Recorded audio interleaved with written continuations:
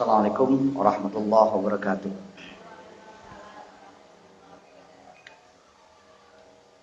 Alhamdulillahirabbil alamin wa bihi nasta'inu ala umuri dunya waddin. Asyhadu an la ilaha illallah wa asyhadu anna Muhammadan 'abduhu wa rasuluhu alladzi la nabiyya wa la rasula ba'dah. Allahumma shalli ala Muhammad wa ala alihi wa ashabihi wa man tabi'ahum bi ihsanin ila yaumiddin. Allahumma la sahla illa ma ja'altahu sahla wa anta taj'alul hazna idza syi'ta sahla. Wa ba'd. Ikhwatu iman rahimakumullah, alhamdulillah kembali diperkenankan untuk bermuajahah duduk bersama dalam majelis ilmu dalam kajian istiqomah di Masjid At-Tarbiyah ini. Insyaallah pada kesempatan sore ini kita akan membahas bahasan lanjutan dari Kitabut Thaharah, dan ini adalah bab yang terakhir ya, bab yang ke-10 atau pertemuan yang ke-10 dalam bahasan At-Thaharah. Kebetulan yang kita bahas adalah fil haid wan nifas, tentang haid dan nifas. Sesuatu yang dialami oleh perempuan saja dan tidak dialami oleh laki-laki. Makanya mungkin ini kosong ya, karena udah tahu temanya, padahal tema ini penting juga bagi para bapak ya, bagi para bapak, para suami, karena ini berhubungan juga hukumnya dengan suami ataupun laki-laki. Baik, kita akan langsung saja mengenal apa itu haid, apa itu nifas, meskipun para ibu paham betul lah apa ini haid, apa itu nifas. Mari kita coba lihat bagaimana definisi para ulama menjelaskan tentang apa itu haid, apa itu nifas. Yang pertama, haid di dalam kitab Al-Fiqhul Muyassar ya, fi Dhail Kitab was Sunnah, dikatakan bahwa haid itu adalah damun tabi'atun wajibillah, darah tabi'i, darah jibillah, darah yang menjadi tabiat manusia, dan darah yang rutin, yakhruju min qa'rir rahmi, yang keluar dari bagian dalam rahim, fi awqatin ma'lumatin, pada waktu-waktu yang diketahui. Hal sihhatil mar'ah ya, dalam kondisi sehatnya perempuan, min ghairi sababi wiladatin, bukan disebabkan oleh kelahiran.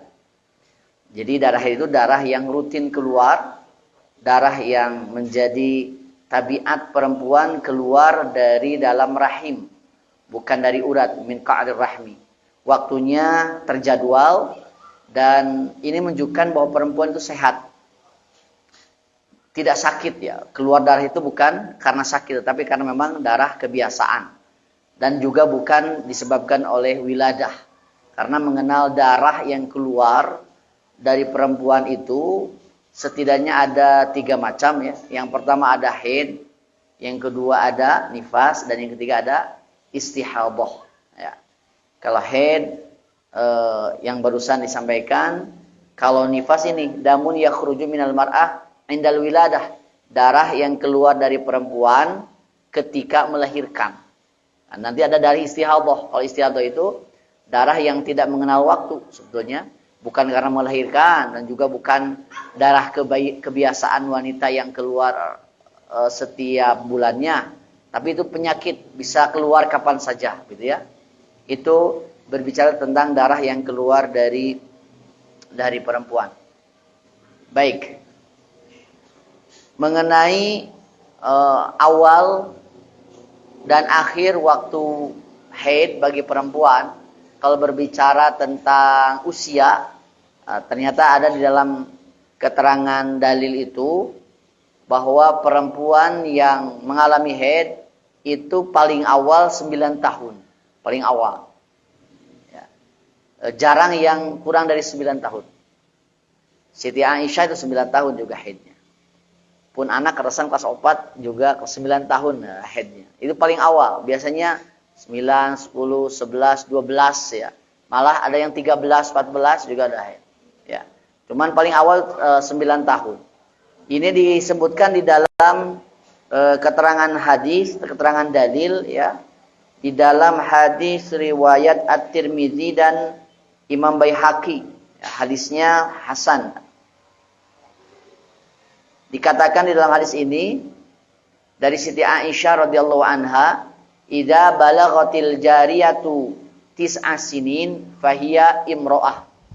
Apabila anak perempuan sudah mencapai usia 9 tahun, maka ia sudah menjadi imro'ah. Imro'ah itu apa? Ya perempuan yang balik. Perempuan yang sudah balik. Nah, biasanya sudah mengalami kebalikan. Lewat haid. Ya. Kemudian, kalau batas akhirnya dikatakan di dalam hadis itu, yaitu perempuan ketika sudah mencapai usia 50 tahun. Ya. Jadi menopause itu sudah sampai 50 tahun ke atas lah. Ya, meskipun hari ini ada yang juga yang 45 sudah menopause, tetapi kebiasaannya di 50 tahun. Wala haidha ba'da khamsina sanatan fil ghalib 'ala sahih. Dan darah haid itu biasanya berhenti di usia 50 tahun biasanya. Galibnya ya. Walau alam apakah setelah 50 tahun ada yang masih haid? Mungkin Ibu ada ya? Kalau Siti Khadijah itu luar biasa sebetulnya ya. Siti Khadijah itu menikah usia 40 tahun. Dan kemudian dari usia 40 tahun itu bisa melahirkan 6 kali dari Rasulullah. 6 kali. Al-Qasim, Abdullah, Ruqayyah, Ummu Kulsum, Zainab, Fatimah. 6. Kalau 6 kali, ya kalau Tunji 6 tahun mungkin ya. Oh iya berarti masih inilah ya di bawah 50 tahun juga. Wallahu taala alam. Nabi Muhammad sallallahu alaihi wasallam menikah dengan Siti Khadijah itu selama 25 tahun kan? 25 tahun. Dan bisa mendapatkan 6 putra dan putri. Seperti itu. Kalau yang ketujuh dari Ibunda Maria Al-Qibtiyah. Dikatakan di dalam hadis riwayat di dalam kitab Al-Mughni ya, diterima dari Siti Aisyah radhiyallahu anha juga. Kata Siti Aisyah, "Idza balaghatil mar'atu khamsina sanah kharajat min hadil haid." Apabila perempuan sudah mencapai usia 50 tahun, ia sudah keluar dari batasan haid. Ya biasanya alal ghalib ya, fil ghalib. Biasanya galibnya seperti itu. Tetapi kalau seandainya bagaimana kalau di atas 60 tahun masih haid ya berlaku juga usia berlaku juga haid baginya begitu. Baik, kemudian tentang masalah idah, masa idahnya. Masa idah lagi, masa haid. Berapa lama ketika sudah haid, berapa lama biasa mengalami? Ini kan darah yang keluar fi auqatin ma'lumah ya. Di waktu yang sudah diketahui dan memang terjadwal jibillah ya, darah yang memang biasa keluar dengan waktu yang terjadwal. As-sahih ya, di dalam kitab ini dijelaskan yang benar untuk masa haid itu annau la hadda li aqallihi wala li aktsarihi. Tidak ada batasan minimal, tidak ada batasan maksimal sebetulnya. Jadi haid itu tergantung kebiasaannya. Ibu biasanya berapa hari? Ya itulah. Ya, apakah biasanya 6 hari atau 7 hari? Ya itu. Mungkin tidak kalau darah itu keluar tetapi lebih dari 9 hari, ya mungkin saja, ya. Cuman ada kebiasaan bagi kalangan perempuan tertentu, apalagi kalau misalkan KB Bu ya. Nah, itu kadang terjadi ada ketidakbiasaan misalkan. Nah, tapi itu bisa dicek bahwa itu adalah masih haid, itu bisa. Wa inna ma yarji'u fi ila al-'adah wal 'urf. Dan hanya saja bahwa masa waktu lamanya haid itu kembali kepada kebiasaan.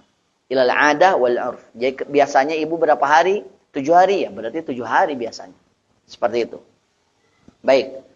Nah, kebiasaan pada galibnya, kebanyakan perempuan itu disebutkan ya. Di sini wa ghalibuhu sittun aw sab'un. Kebiasaan masa haid itu 6 atau 7 hari. Nah, ini rata-rata Bu ya. Ya, mungkin ibu mengalami 6 atau 7 hari. Berarti dalam 1 bulan itu kalau 30 hari katakanlah, berarti masa haid itu 6-7 hari, masa bersihnya 23 sampai 24 hari, begitu. Ada keterangan dalil di dalam hadis riwayat Abu Daud dan At-Tirmidzi. Nah, ini disebutkan. Berdasarkan sabda Rasulullah sallallahu alaihi wasallam kepada sahabat Hamnah binti Jahsy. Ya. Tahayyadi, kata Rasulullah ini, fi ilmillahi sittata ayyamin aw sab'ah. Haidlah engkau, ya, atau darah haid itu yang dialami oleh engkau wahai Hamnah binti Jahsy, dalam ilmu Allah itu 6 hari atau 7 hari. Ini galibnya. 6 sampai 7 hari. Summa gtasili, kemudian kalau sudah 7 hari, mandilah engkau, wasalli, dan salatlah engkau arba'ata wa ishrina yauman, selama 24 hari, au salatata wa ishrina yauman, atau 23 hari. Di dalam 1 bulan itu, salatnya perempuan itu 23 sampai 24 hari, dan tidak salatnya ataupun haidnya itu 6 sampai 7 hari. Kama yahidun nisa'u wa yathurna limiqati haidihinna wa tuhrihin. Sebagaimana perempuan-perempuan yang lain haid dan bersihnya itu ya untuk waktu yang seperti itu, 6-7 hari gitu. Ini galibnya ya, kebiasaan masa haid yang dialami oleh perempuan. Ketika Hamnah binti Jahsy mengalami itu, ya perempuan yang lain juga sama kata Rasulullah, 6-7 hari. Jadi sholatnya libur selama 6-7 hari dalam 1 bulan kata Rasulullah SAW.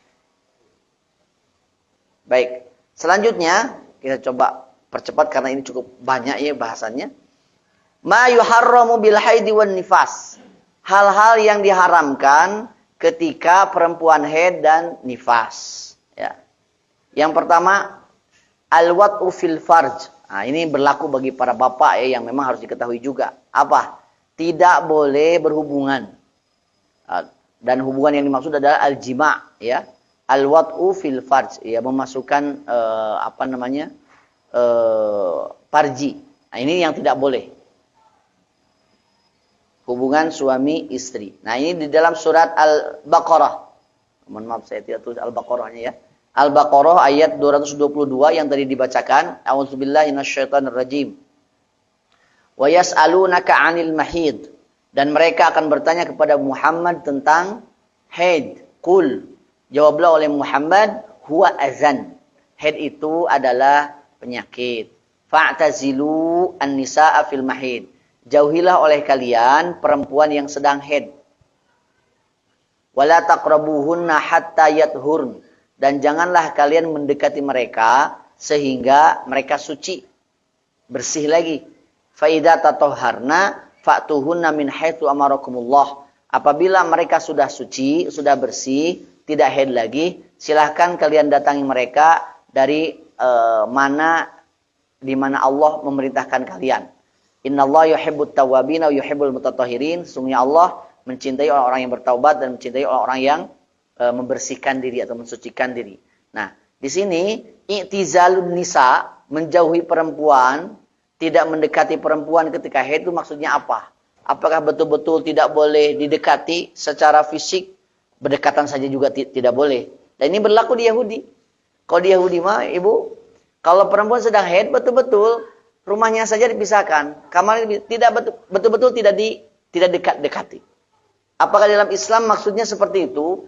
Kali jelaskan di dalam keterangan hadis ya, di dalam hadis riwayat Muslim ya, di dalam hadis riwayat Muslim nomor hadis 302 ya, dikatakan Anna dari Anas bin Malik ya, dari sahabat Anas bin Malik. Anna Yahuda kanu idza hadatil mar'ah lam yu'akiluha.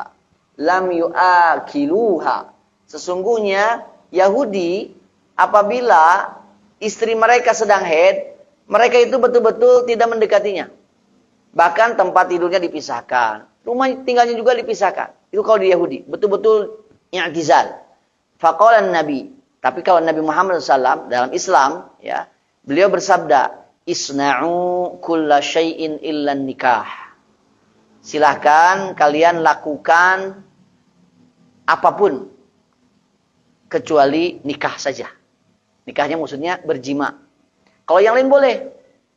Jadi tidur satu kamar boleh, ya, satu rumah apalagi. Bahkan menyentuh perempuan dan tanpa dukhul, ya, tanpa alwat'u fil farj, itu boleh. Ya mohon maaf, mencium boleh, menyentuh boleh, berpelukan boleh. Boleh, apapun boleh. Yang penting itu alwat'u fil farj, itu yang tidak boleh. Nah, itu hukum di dalam Islam. Jadi i'tizal dan menjauhi perempuan dan tidak mendekatinya ketika itu maksudnya adalah al-jima'. Ya. Kalau yang lain boleh. Kalau yang lain boleh. Itu yang pertama. Yang kedua, ketika perempuan sedang haid itu tidak boleh ditalak oleh suaminya. Ya kan, talak itu kewenangan atau otoritas suami. Ya. Ketika suami hendak mentalak atau menceraikan istrinya, kalau istrinya sedang haid tidak boleh ditalak. Tidak boleh dicerai. Nah, ini ada dalam surat At-Tolaq ayat pertama. Allah Subhanahu wa taala berfirman, "A'udzubillahi minasyaitonirrajim. Ya ayyuhan nabiyyu idza tallaqtumun nisaa fatalliquhunna li'iddatihinna wa ahsul 'iddah." Wahai Nabi, apabila kalian hendak mentalak istri, maka talaklah mereka oleh kalian berdasarkan iddahnya. Dan hitunglah oleh kalian iddahnya. Wattaqullaha rabbakum. Dan bertakwalah kalian kepada Rabb kalian, kepada Allah Rabb kalian. Jadi mentalak perempuan itu karena iddahnya. Iddahnya itu apa? Haidnya. Pasca haidnya. Jadi mentalak itu kalau sudah bersih. Kalau sudah bersih baru ditalak. Kalau sedang haid tidak boleh. Ini dialami oleh sahabat Abdullah bin Umar radhiyallahu anhuma, ya. Oleh Abdullah bin Umar, ini adalah kitab Bulughul Maram, ya, salah satu hadis yang dikutip oleh Ibnu Hajar Al-Asqalani. Baik. Nah, ini hadis dalam kitab Tolak di Bulughul Maram hadis nomor 16. Itu dikatakan an Abdullah bin Umar, dari Abdullah bin Umar, semoga Allah meridai kepada keduanya, annahu tallaqa imratahu wa hiya haidun. Bahwa Abdullah bin Umar itu menceraikan istrinya padahal istrinya sedang haid. Abdullah bin Umar itu putranya Umar bin Khattab itu, ya. Summa qala mohon maaf. Fa dzakara dzalika Umar li Rasulillah sallallahu alaihi wasallam. Maka ayahnya Umar bin Khattab datang kepada Rasulullah SAW menyampaikan tentang hal tersebut. Wahai Rasulullah, kita pun anak, ya, anak saya Abdullah menceraikan istrinya, tapi istrinya sedang haid. Fataghayyadha minhu Rasulullah SAW. Maka Rasulullah marah waktu itu.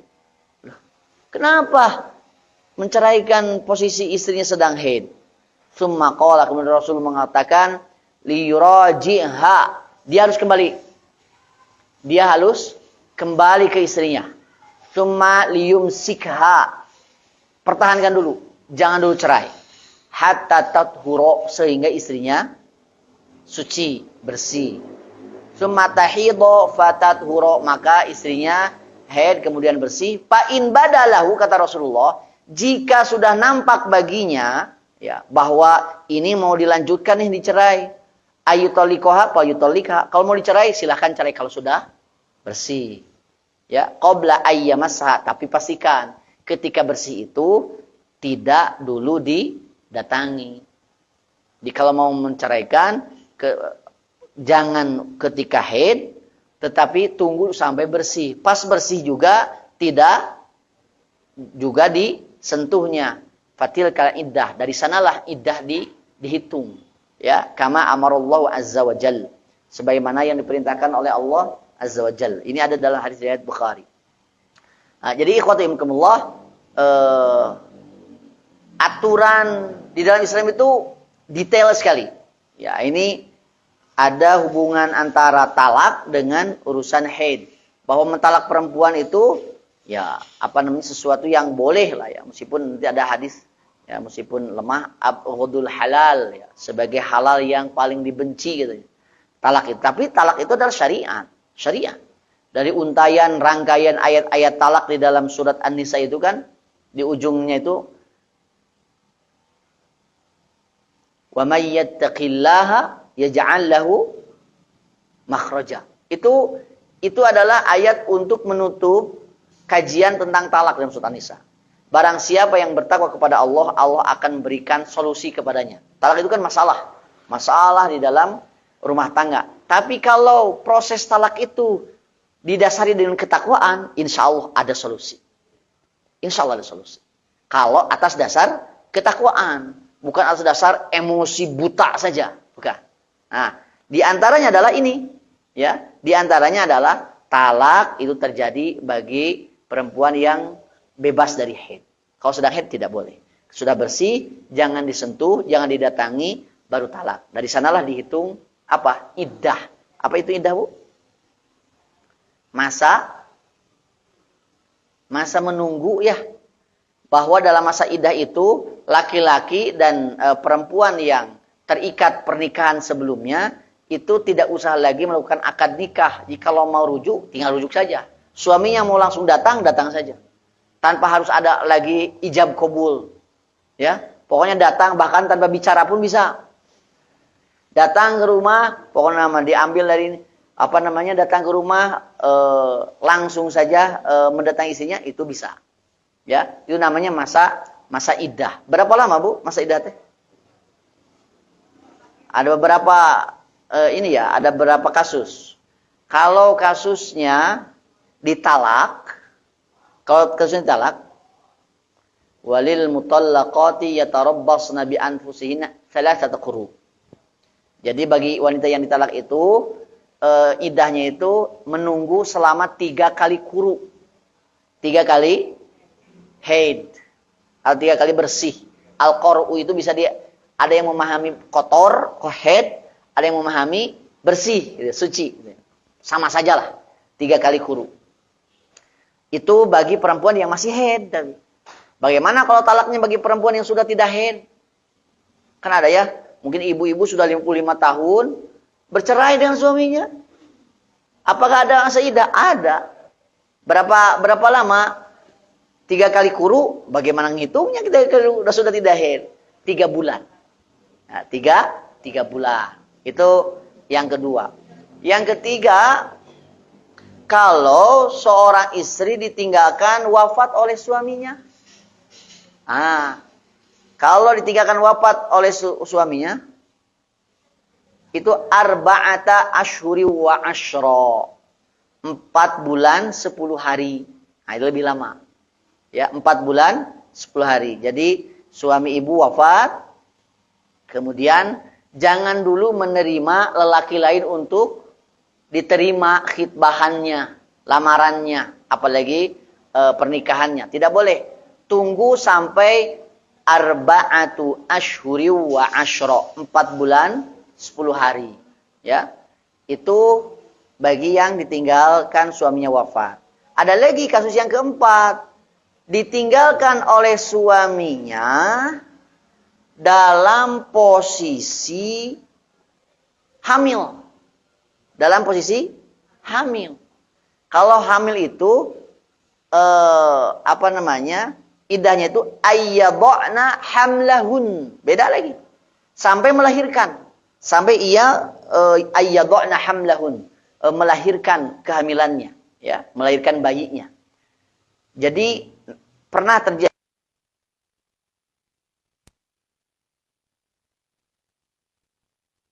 khotob dengan Abdullah bin Abbas kalau tidak salah. Jadi lihat yang lamanya saja, awalnya seperti itu kan. Jadi kalau seandainya pas suaminya wafat, kehamilan baru 2 bulan. Maka kalau baru 2 bulan, berarti kan nunggu kelahiran sekitar 7 bulan lagi. 7 bulan lagi. Maka ambil yang 7 bulan. Tapi kalau seandainya kehamilannya sudah dekat dengan kelahiran, katakanlah sudah 7, 8, 9 bulan, maka ambil yang lebih lama dari itu. Apa? Seperti ditinggalkan suami tanpa hamil, itu 4 bulan 10 hari. Tetapi ini ternyata pendapat ini termansuh ya, bukan termansuh, tidak tepat. Karena ada sahabat perempuan bernama Rubai'ah al-Aslamiyah radhiyallahu anha. Beliau ditinggalkan suaminya dalam posisi sedang hamil tua, 9 bulan malah. Baru beberapa hari sudah melahirkan. Ternyata Rasulullah sudah mengizinkan dia sudah untuk menikah lagi. Jadi kalau seandainya suami ibu wafat, ibu sedang hamil 9 bulan, besoknya lahir, maka baru 2 hari ibu sudah bisa nikah lagi. Kalau ada yang datang, gitu ya. Nah, jadi ya legal, bukan tega, legal. Urusan itu kan urusan ini. Tapi boleh lah, intinya boleh.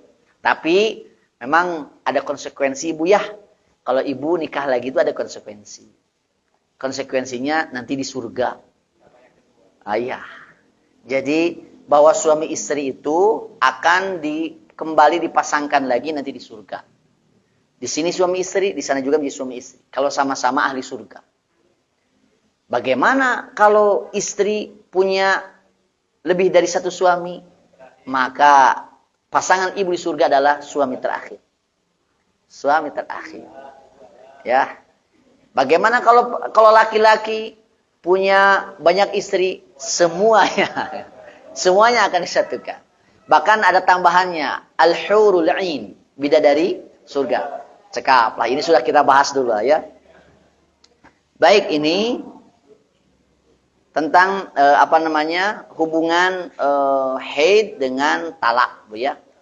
Kemudian yang ketiga, ketika perempuan sedang haid itu diharamkan, yuharram apa? As-shalah. Tidak boleh melaksanakan sholat. Ini ada hadis dari Siti Aisyah juga, hadis dari Bukhari Muslim. Ja'at Fatimah bintu Abi Hubeish ila Nabi sallallahu alaihi wasallam. Fatimah binti Hubeish datang kepada Nabi Muhammad sallallahu alaihi wasallam. Ia berkata, "Ya Rasulullah, inni imra'atun ustahadu." Ya Rasulullah, saya seorang perempuan yang banyak darah istihadahnya. Nanti kita akan bahas ya. Istihadah mah bukan haid, bukan. Ini mah darah penyakit, ya. Fala athuru, apa ada ussalah? Saya itu tidak bersih-bersih ya. Darah istihadah terus saja keluar. Apa ada ussalah? Apakah saya harus meninggalkan sholat karena darah istihadah terus keluar? Faqala Rasulullah, la. Rasul menjawab, oh tidak boleh. Kalau itu adalah darah istihadah, sholat masih jalan terus. Tidak boleh ditinggalkan. Setiap kali mau sholat, bersihkan, wudu, sholat. Keluar lagi, mau sholat, bersihkan, wudu, sholat. Begitu saja terus. Itu darah istihadah. Innama dzalika irqun. Darah istihadah itu dari urat. Bukan min qa'ri rahim. Bukan dari rahim. Itu dari urat. Ya, darahnya itu. Walaysa bihaidin. Itu bukan darah haid. Fa idza aqbalat haidatuki. Apabila waktu haidmu sudah datang, ya, kan sudah bisa diketahui Bu ya, kan sudah kebiasaan nanti. Jadwal haid datang, fada'i as-shalah, barulah engkau tinggalkan sholat, gitu. Wa idza adbarat, apabila sudah selesai dari haid, masa haidnya, pagsili an kiddam, maka cucilah darah tersebut darimu, ya. Kemudian mandi wajib, summa sholli, kemudian sholat lagi. Meskipun darah istihadahnya masih terus. Jadi kalau kebiasaan ibu 7 hari, darah haid dan istihadah bercampur misalkan, maka kalau bukan jadwalnya, sholat terus. Mau sholat, cuci, wudu, sholat. Pas jadwal haid, maka berhenti sholat. Ketika sudah selesai masa haid, kembali lagi untuk sholat. Meskipun darah istihadah terus banyak keluar. Jadi beda kalau haid itu min qa'rir rahmi, ya, dari bagian dalam rahim. Kalau istihadah min irq, dari apa? Dari urat. Ya, itu beda. Bahkan nanti sifat darah juga berbeda. Kalau darah haid itu kehitam-hitaman, kalau istihadah itu merah, ya. Ya, merah tidak kehitam-hitaman. Itu sebagian ulama mengatakan seperti itu. Baik, intinya dilarang sholat, ya. Fada'i as-sholah. Tinggalkan sholat olehmu ketika engkau mengalami haid. Selanjutnya yang keempat, apa? As-saum, dilarang saum. Saum apa? Saum apapun. Saum wajib ataupun saum sunnah. Hatta saum wajib Ramadan sekalipun. Begitu. Nah, ini saya bacakan yang di ujungnya dalam hadis Bukhari Muslim itu.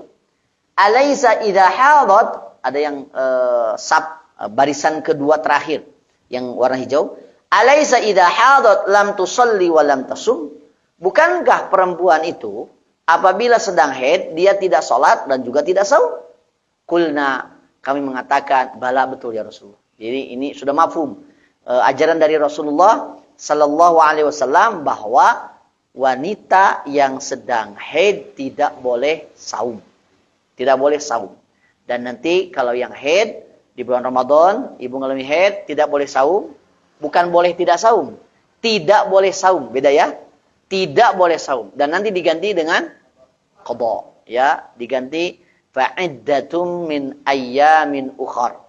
Ya, diganti di hari-hari yang lain. Bukan di fidyah, tapi di qadha. Selanjutnya, yang kelima adalah at-tawaf. Yang dilarang untuk wanita yang sedang haid adalah melaksanakan tawaf. Bagi yang mau umroh atau mau haji, maka ada manasik haji yang tidak boleh sama sekali dilakukan oleh wanita yang sedang haid. Apa? Tawaf. Kalau yang lain boleh. Kalau manasik yang lain boleh. Ya, sa'i silakan, jumrah silakan. Cuman kalau tawaf di Masjid Al-Haram mengelilingi Ka'bah sebanyak 7 kali putaran, ini yang tidak boleh. Ini dijelaskan oleh Nabi Muhammad sallallahu alaihi wasallam ketika Siti Aisyah melaksanakan ibadah haji bersama Rasulullah SAW. Pas datang ke Mekah, beliau haid. Maka Siti Aisyah bertanya, bagaimana ya Rasulullah, saya sedang haid? Kata Rasulullah SAW, itu hadisnya ya, yang dicetak tebal. If'ali ma yaf'alul hajj. Lakukanlah olehmu Siti Aisyah apa yang dilakukan oleh haji yang lain. Semua manasik haji lakukan.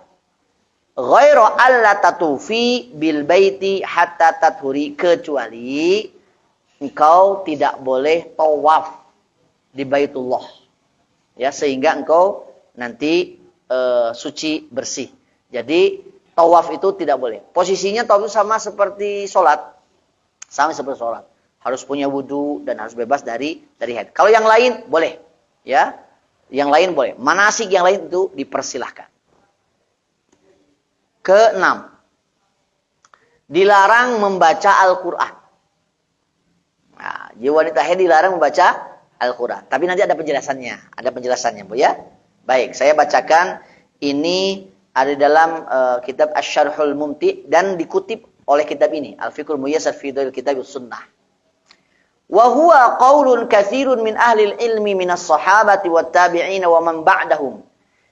Dilarangnya membaca Al-Quran bagi perempuan yang sedang haid, ini adalah pendapat kebanyakan dari para ulama ahli ilmu, baik dari kalangan sahabat yang sejaman dengan Nabi Muhammad, tabi'in yang sejaman dengan sahabat, wa man ba'dahum, dan ulama setelah tabi'in, tabi'ut tabi'in, atba'ut tabi'in. Lakin, nah, tetapi ada penjelasannya.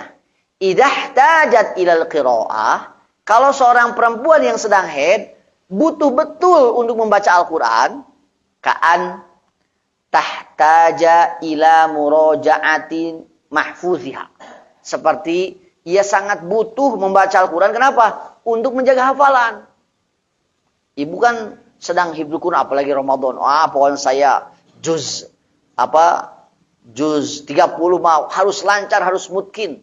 Dari sekarang diulang sudah hafal pas Ramadan. Kalau tidak diulang kan suka lupa lagi. Nah, ini khawatir lupa. Maka ketika dia membaca Al-Quran dengan cara memurojaah hafalannya, hatta la yansa, sampai dia tidak lupa ya terhadap hafalannya, itu diperbolehkan. Tapi ibu dengan catatan, membaca Al-Quran yang sudah dihafal. Maksudnya gimana? Tidak menggunakan mushaf. Tidak menggunakan mushaf. Itu dipersilahkan. Au ta'limul banati fil madaris. Atau mengajarkan anak-anak kecil, anak-anak kita di madrasah-madrasah, jadi guru TK, jadi guru diniyah, atau ibu di rumah. Ini pun anak kalau kita tidak ikut baca Al-Quran, ya tengah wurukan atuh. Anak-anak juga tidak membaca, boleh. Jadi kalau ada hajah, ada kebutuhan, maka dipersilahkan. Au qiraati wirdiha, yang membaca wiridnya. Ibu kan kalau mau tidur, ada sunnah Rasulullah kan? Apa? Membaca zikir. Di antaranya adalah ayat Al-Quran. Terutama surat ayat kursi,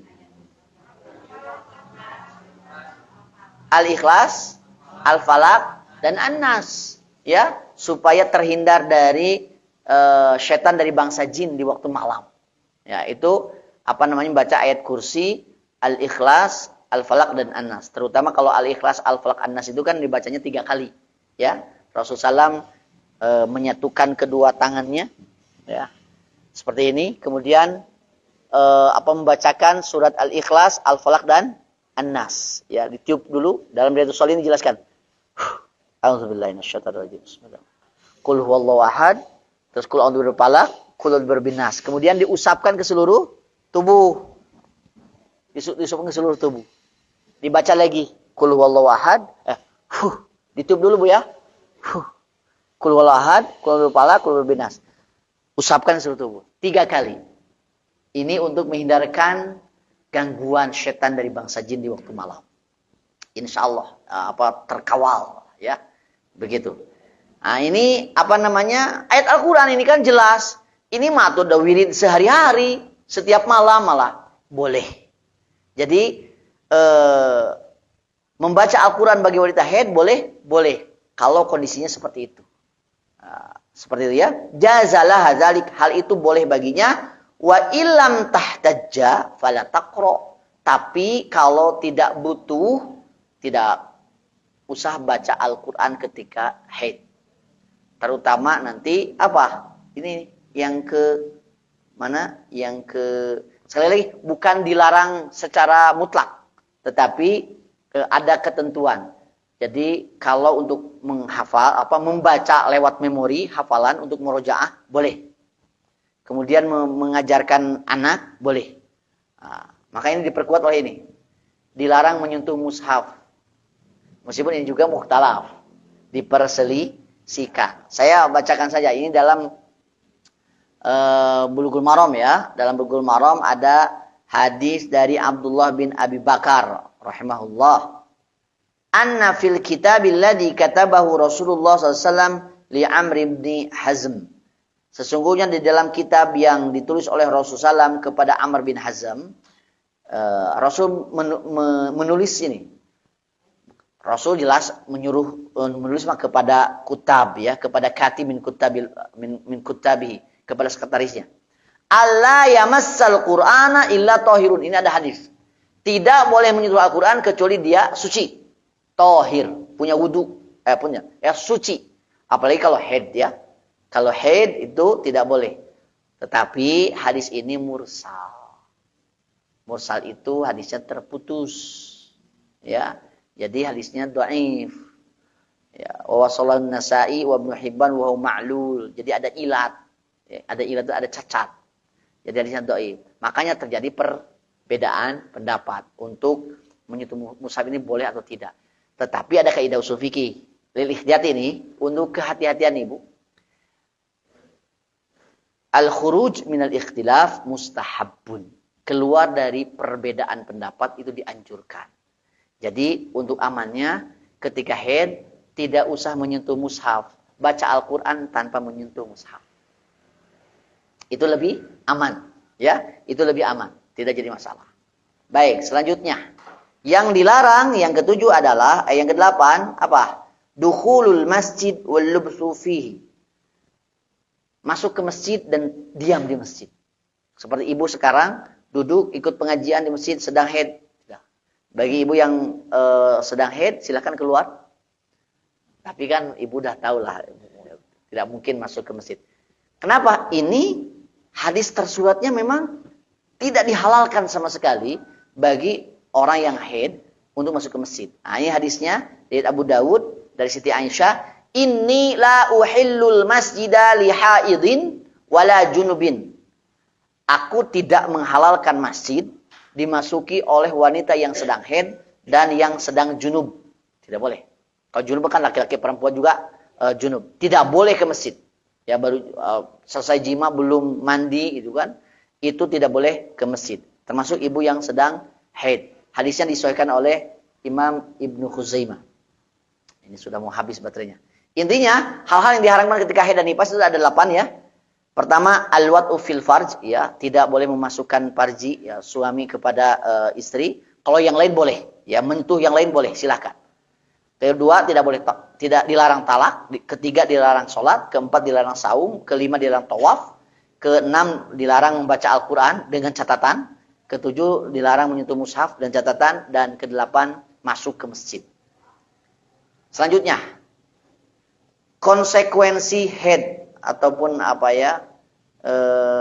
Kalau haid ada yang wajib dilakukan. Satu, dia wajib mandi. Kalau haid beres, maka yang wajib dilakukan adalah yujibul ghusl. Wajib mandi. Kata Rasulullah, da'is sholata qadrul ayyamil lati kunti tahidin fiha. Tsumma tasili wa sholli. Tinggalkan sholat sebanyak hari yang engkau alami haid. Tetapi ketika sudah bersih, maka igtasili. Kamu harus mandi. Dan mandinya adalah mandi wajib. Mandi wajib kita sudah bahas Bu ya. Kemarin. Mandi wajib itu singkatnya mencuci tangan, mencuci larangan, kemudian berwudu. Setelah berwudu, kemudian silati rambut sampai kulit kepala, kemudian juga meremas kulit kepala 3 kali, kemudian mandi. Mandinya 3 kali. Mandi itu adalah air tertumpah ke seluruh badan. Jadi lamun rambut di angir mah tidak disebut mandi. Jadi semuanya harus. Itu mandi wajib 3 kali. Brush, kemudian pakai sabun, kemudian membersihkan sabun, dan yang terakhir membersihkan dari sabun itu. Kalau kita seperti itulah kira-kira ya 3 kali mandi. Itu bagi yang sudah selesai haid. Kemudian ketika perempuan haid, kalau ini dialami oleh remaja putri al-jariyah, ya anak perempuan putri, maka ini adalah menunjukkan balignya anak ibu yang perempuan tersebut. Pastikan ibu memperhatikan anak ketika sudah balik. Jangankan sudah balik Bu ya. Rasul amanat, anakmu umur 7 tahun, pastikan diajari sholat. Itu waktu paling telat mengajarkan sholat itu. Usia 7 tahun.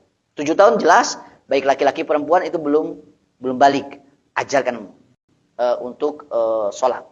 Umur 10 tahun, perempuan bisa jadi sudah balik, sudah haid, bisa jadi belum.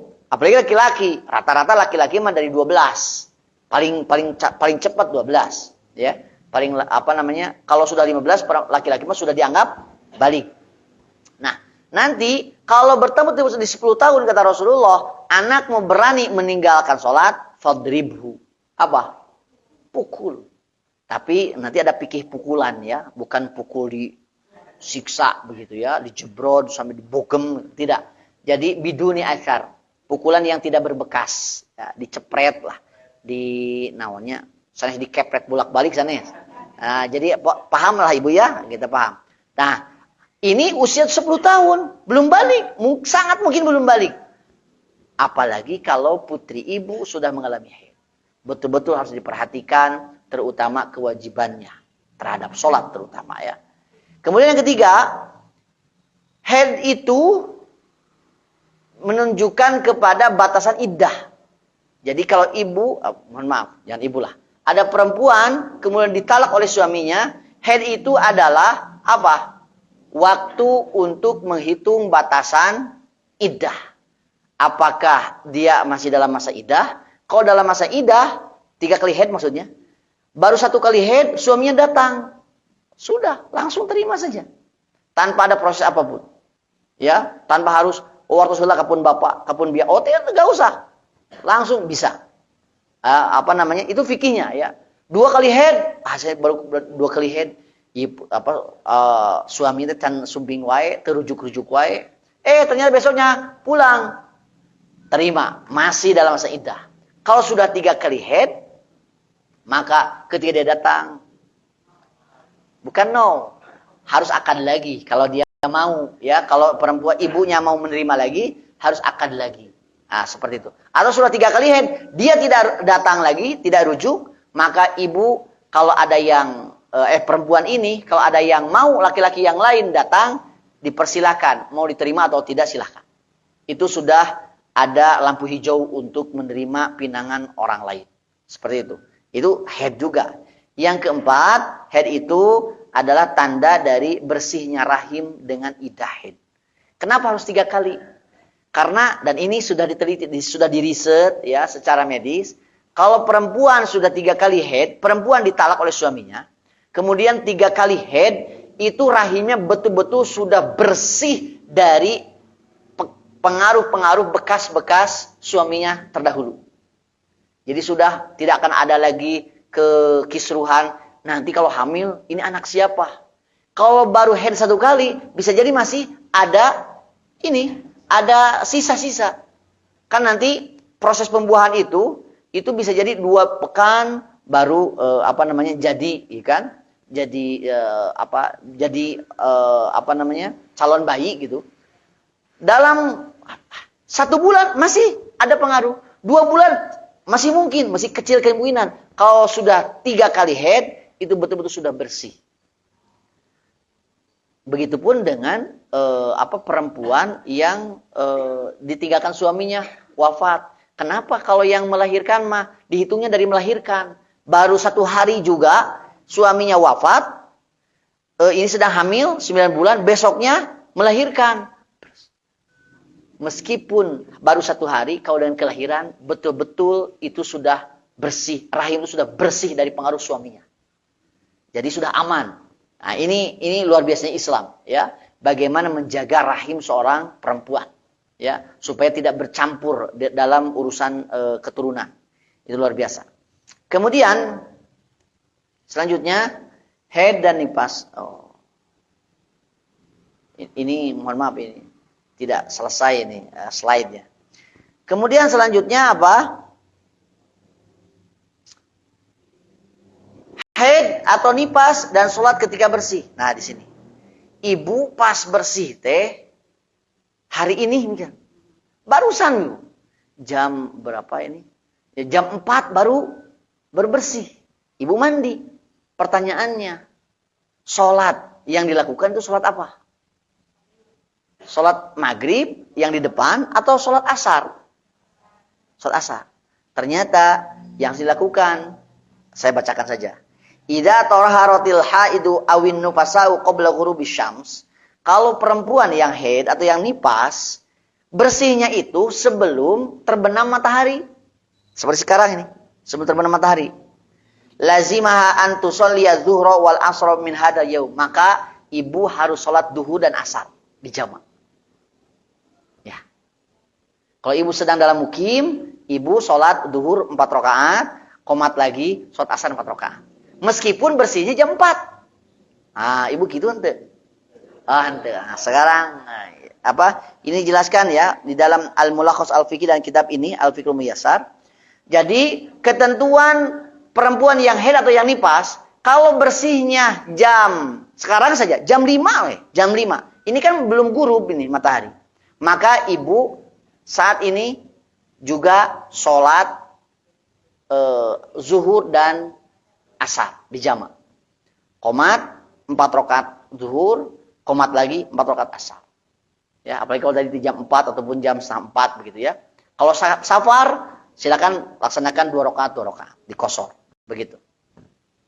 Wa man taharat minhuma qabla tulu'il fajri lazimaha an tusalliyal maghrib wal isya min hadzal lailah. Kalau ibu bersihnya itu sebelum terbit fajar, malam ini mah. Ibu bersihnya jam 10 malam. Maka ketika bersih jam 10 malam, ibu bersih-bersih, mandi, kemudian sholat maghrib dan isya di malam itu. Ya bukan isya saja, Bu, tapi maghrib dan isya. Ya. Lianna waqta sholatil tsaniyah waktun li sholatil ula fi halil uzr. Karena waktu sholat yang kedua, ya misalkan ibu bersih di waktu sholat isya. Waktu itu adalah waktu sholat untuk yang pertama juga kalau dalam kondisi uzur. Kan seperti sholat di safar kan boleh di jamak ya. Jadi dalam kondisi uzur mah ketika malam itu kan bisa dijamak maghrib dan isya di waktu isya atau jamak takhir atau sebaliknya. Maka dalam kondisi haid ataupun nifas juga ya dianalogikannya ke sana. Ketika bersih ibu jam 1 siang, maka ibu sholat duhur saja. Ibu bersih di waktu asar, maka ibu harus sholat duhur dan asar. Ya, qomat, zuhur dulu 4 rakaat, qomat lagi, asar 4 rakaat. Kalau ibu bersihnya jam 6:30, maka ibu sholat maghrib. Kalau bersihnya di waktu isya, jam 8, jam 9, jam 10, jam 11, jam 12, maka ibu bersih-bersih, kemudian sholat maghrib dan isya. Sholat maghrib dulu ya Bu ya. Qomat 3 rakaat maghrib, qomat lagi 4 rakaat isya. Begitu. Yang terakhir adalah darah istihadah. Mohon maaf ini rada lama. Darah istihadah mah tadi sudah disampaikan Bu ya. Darah yang merupakan penyakit. Ini mah tetap berlaku sholat bagi ibu, berlaku juga saum bagi ibu. Kalau mau sholat, ketika mau sholat bersihkan, kemudian berwudu. Hukumnya berbeda dengan hukum haid dan nifas. Kira-kira itu yang bisa disampaikan pada kesempatan sore ini tentang fikih haid dan nifas. Sekian yang bisa disampaikan. Rabbana atina fid dunya hasanah wa fil akhirati hasanah wa qina adzabannar. Assalamualaikum warahmatullahi wabarakatuh.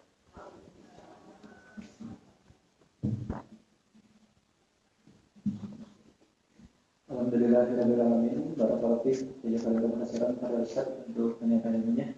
Insyaallah ilmunya menjadi ilmu yang baru ya Bu ya. Ada yang tiba-tiba baru ya Bu ya. Insyaallah. Semua ibu bapak ibu bisa menghafalkannya, bisa mengasih juga kepada saudara dan juga kerabat-kerabatnya. Baik, selanjutnya bagi teman-teman yang ingin menyempurnakan agenda kajian ini dengan berinfak majelis boleh disiapkan sambil menunggu jemputan infak majelisnya. Bagi teman-teman yang ingin bertanya boleh nanti diacungkan tangan atau dititipkan tulisannya. Untuk penjemputan infak majelisnya bisa dimulai. Saya baterai.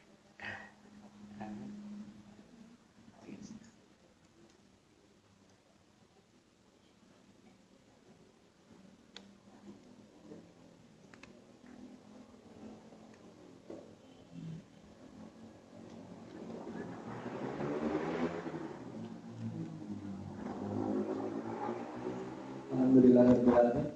Jazakallahu khairan untuk penyampaian atau untuk infak majelisnya. Bagi yang teman-teman yang ingin bertanya boleh diacungkan tangan. Dari awal, ya, nanti lanjut ke kedua.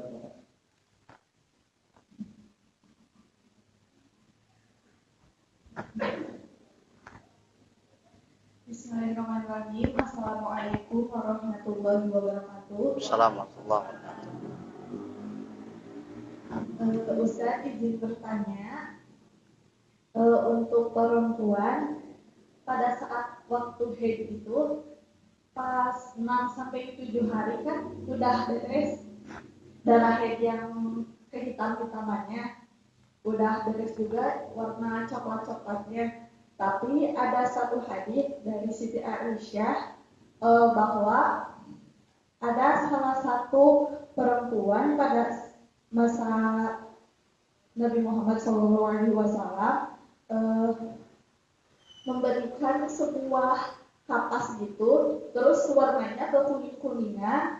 Lalu kata Siti Aisyah, jangan terburu-buru dulu mandi sebelum kamu melihat cairan warna putih atau kostum baido gitu. Nah, pertanyaannya Ustaz, jika kita udah selesai haid yang merah itunya dalam waktu 7 hari, tetapi masih ada kekuning-kuningan dan kita tunggu kekuning-kuningan itunya sekitar 10 hari atau belasan hari. Jadi kita ngambilnya yang mana Ustaz? Baik. Kalau Assalamualaikum warahmatullahi wabarakatuh. Assalamualaikum warahmatullahi wabarakatuh. Boleh langsung Ibu, estafet yang Ibu tadi. Assalamualaikum warahmatullahi wabarakatuh. Waalaikumsalam warahmatullahi wabarakatuh. Ustaz tadi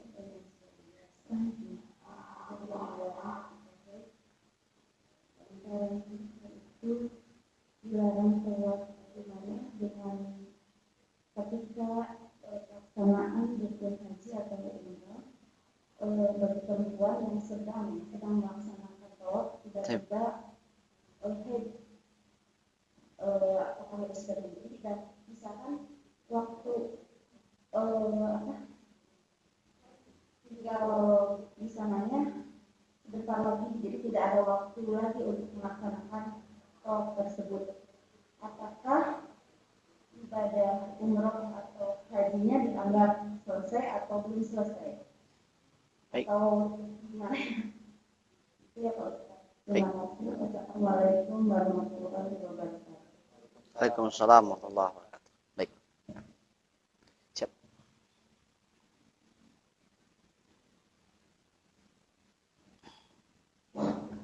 Bismillahirrahmanirrahim. Ustaz, ada yang mau ditanyakan tentang masalah talak. Talak. Untuk yang syarat sahnya talak, saya mohon pencerahan untuk pencerahan masalah talak yang diikrarkan. Misalkan kalau yang di dalam hati apa itu sah atau tidak? Baik. Sekian, terima kasih Ustaz. Baik. Oh, mak. Siap. Ya, izin tanya Ustaz ya. Tadi menyambung dari pertanyaan yang dibuat tentang tawaf ya Ustaz ya. Toh. Pernah dengar ada salah satu jemaah, jadi memang dia pengen ibadahnya itu full, jadi ada ikhtiar seperti minum obat atau maksudnya atau disuntik bagaimana supaya nanti pas waktunya kita haid, apakah hukumnya itu diperbolehkan atau tidak? Baik.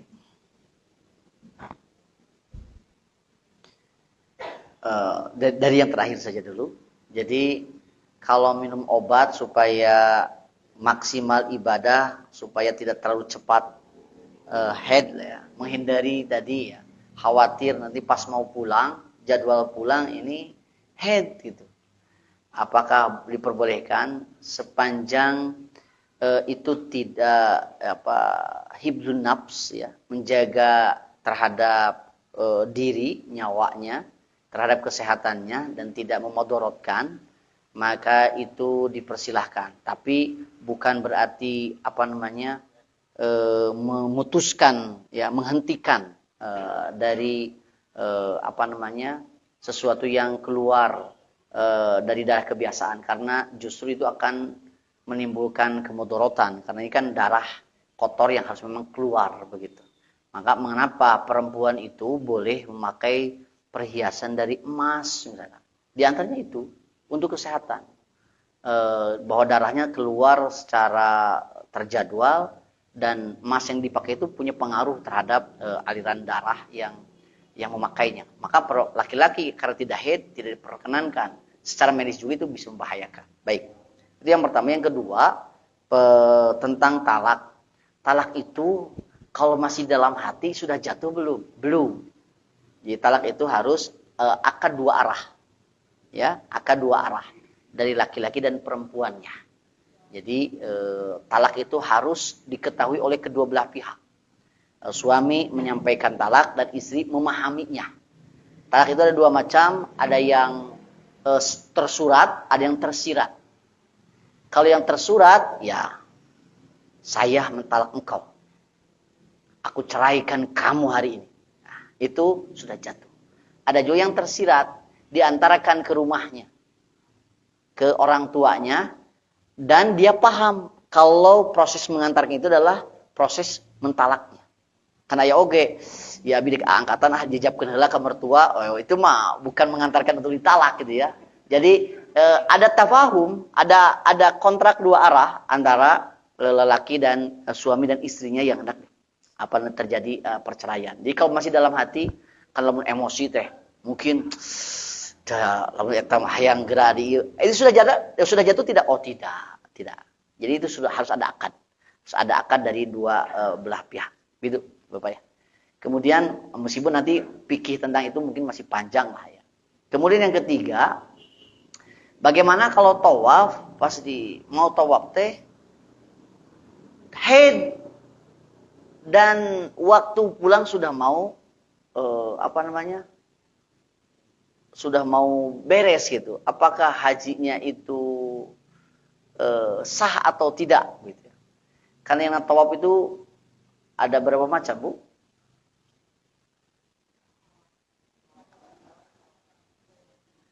Jadi ini tawaf yang tawaf yang di akhir ya. Nah, tawaf yang di akhir. Kalau seandainya haid, idealnya menunggu sampai bersih. Menunggu sampai bersih. Ketika bersih, kata Rasulullah juga kan tadi disampaikan, ketika Siti Aisyah haid pas hajian, if'ali ma yaf'alul haj ghairu alla tatufi bil baiti hatta tathuri. Harus nunggu tathuri, menunggu sampai bersih. Bagaimana kalau ini dituntut ini mau pulang ini? Nah, baik nanti mungkin kita akan saya tidak akan dulu menjawab sah atau tidak sah ketika tawaf wada'nya tidak dilaksanakan ya. Karena tawaf itu syarat rukun wajib. Tawaf itu rukun wajib ya. Tetapi tawaf kudumnya sudah, tawaf ifadohnya sudah kalau dalam haji, apakah itu sudah sudah termasuk tawafnya sudah termasuk gitu. Sudah tercover, sudah jatuh kewajibannya, sudah sempurna hajinya atau belum. Jadi kalau idealnya mah tunggu dulu sampai bersih baru nanti kemudian tawaf. Tetapi untuk pertanyaan Ibu, saya pending Bu ya, saya perlu baca lagi, khawatir ada yang tidak pas ya, tidak tepat begitu. Kemudian yang terakhir, yang pertama, bagaimana kalau seandainya kebiasaannya 7 hari, tetapi kemudian darah istihadah masih keluar. Jelas itu Maya? Tadi jawabannya, sudah saja ikuti kebiasaannya yang 6 atau 7 hari. Maka yang selanjutnya mah lanjut saja. Lanjut saja untuk sholat. Ya. Tetapi ini masalahnya masih ada kekuning-kuningan ya. Ketika ada hadis dari Siti Aisyah, gak tahu itu apakah berhubungan dengan sahabat Hamnah binti Jahsy yang dimaksud di sini, yang kemudian Rasulullah SAW langsung menjawabnya secara lisan, karena memang ada beberapa kasus tentang haid ini yang Nabi Muhammad menjawabnya tidak menjawab oleh beliau, tapi direkomendasikan kepada istrinya. Begitu kan? Tetapi kalau kasus Hamnah binti Jahsy itu Rasulullah SAW jelas secara lisan menyampaikan bahwa Yang namanya haid itu adalah kebiasaan 6 atau 7 hari. Kamu sholat itu 23 sampai 24 hari. Kalau sudah kebiasaannya 7 hari, ya 7 hari saja. Maka adapun yang lainnya, apalagi kalau berhubungan dengan istihadah, kalau istihadah bukan lagi kuning malah, kan? Bisa jadi memang kalau kuning itu kan bisa jadi representasi dari darah haid, bisa jadi representasi dari darah istihadah. Kalau melihat dari hadis tersurat dari Rasulullah SAW, kalau kebiasaannya 6-7 hari, 7 hari katakan, ya sudah, setelah 7 hari sholat, apalagi sampai belasan hari nanti. Kecuali memang kalau ada kondisi kesehatan yang tidak biasa misalkan, karena memakai KB misalkan, karena kemudian terjadi ketidaknormalan waktu, maka itu bisa dikondisikan. Tetapi kalau memang sudah berhenti, ya sudah, itu sudah masuk kepada syariat sholat kembali, tidak boleh meninggalkan sholat. Begitu. Jadi pada dasarnya adalah aturan kebiasaan 6-7 hari tersebut. Kalau memang sudah beres, maka selanjutnya sholat. Nah, kalau seandainya masih ada darah, itu adalah istihadah, dan itu dibersihkan dan kemudian wudu dan sholat seperti biasa. Wallahu taala a'lam. Begitu mungkin Ibu ya yang bisa disampaikan. Ada PR mungkin bagi Ibu, nanti bisa saya sampaikanlah ke Kang Dodoy atau ke Kang Iman tentang urusan itu. Baik, Allahumma sholli wa sallim wa barik ala Muhammad wa ala alihi wa ashabihi wa man tabi'ahum bi ihsanin ila yaumiddin. Rabbana atina fid dunya hasanah fil akhirati hasanah wa qina adzabannar. Aqulu qawli hadza wa astaghfirullah li wa lakum. Assalamualaikum warahmatullahi wabarakatuh.